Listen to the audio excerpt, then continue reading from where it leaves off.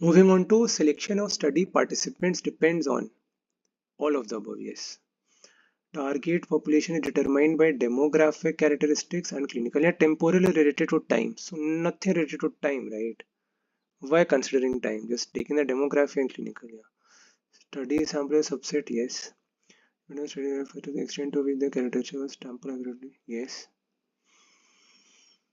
Non-response in a study can be minimized by repeat contact. Yeah. Yeah. Yes. All of the external validity is generalization. Generalize. Yes, I told you. Always remember this E. E is estimate. Estimate external validity, generalize. E. Internal validity is accuracy.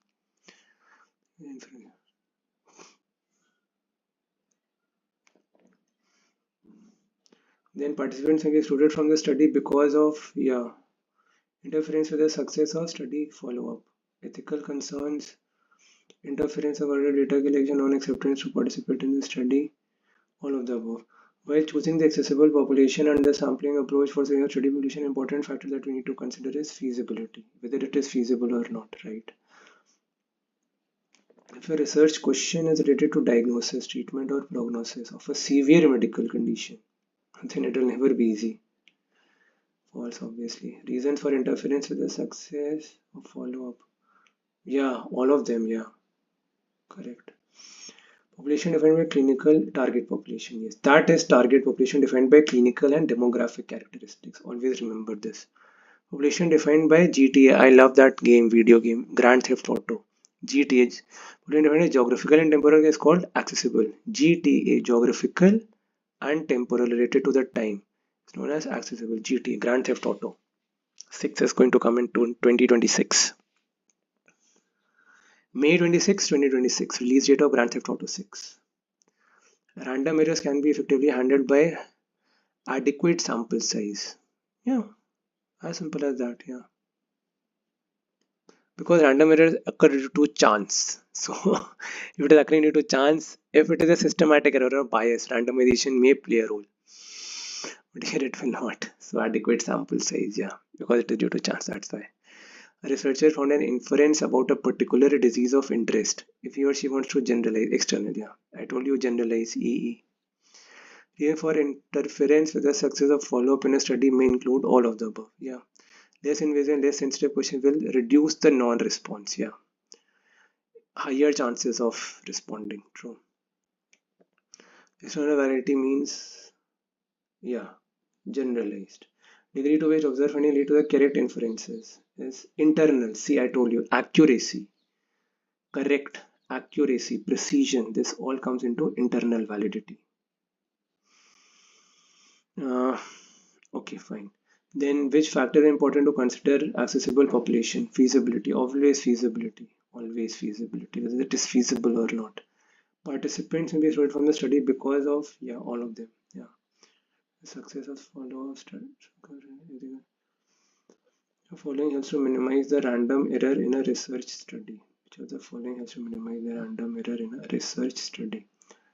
Yeah, see, it is due to chance. That's why. Adequate samples.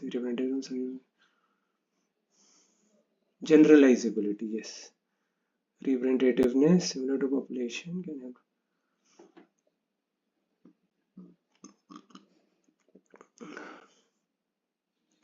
If you take everyone to be a single unit to be a representative of the entire population, then it can be really helpful in research study. If you can generalize the findings to the entire population. Identifying the prevalence of urinary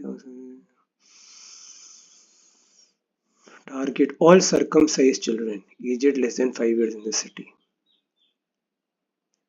Because the researchers select the study participants from one government hospital. Okay.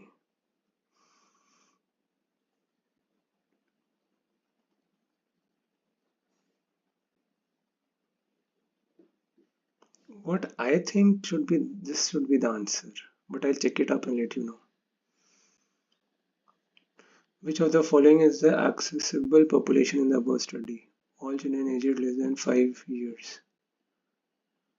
Accessible, geographical and temporal. Oh, okay. Geographical and temporal. Got it now. All circumcised children aged less than 5 years attending the government hospital. So accessible population basically means, I told you, Grand Theft Auto, geographical and temporal characteristics. Okay, got it now. This was based on clinical and demographic characteristics. Demography in the city. Okay. State whether true or false. High non-response rate may affect internal. Yes, it may, because internal measures accuracy or precision. Not much effect on the external validity though. External is generally generalizable. True about study. An internally valid study result may or may not be generalized. Yeah, this is very true.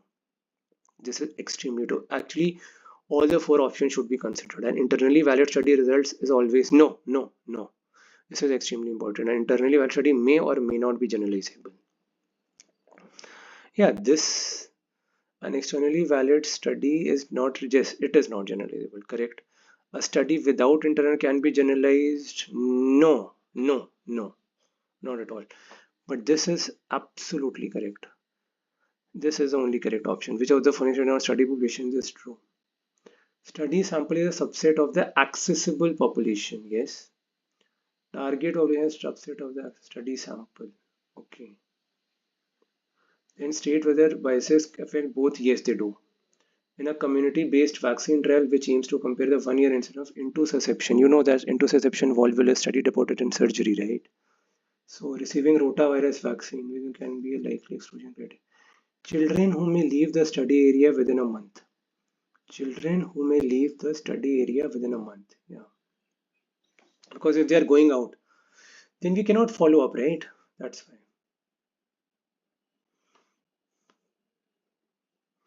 In a cohort study planned to estimate that it's a Zika virus. Okay. Chennai, which cannot be inclusion criteria. Yeah, pregnant women taking drugs known to cause birth defects, they will never ever include such. Yeah. Health risks never included in the study. Bye.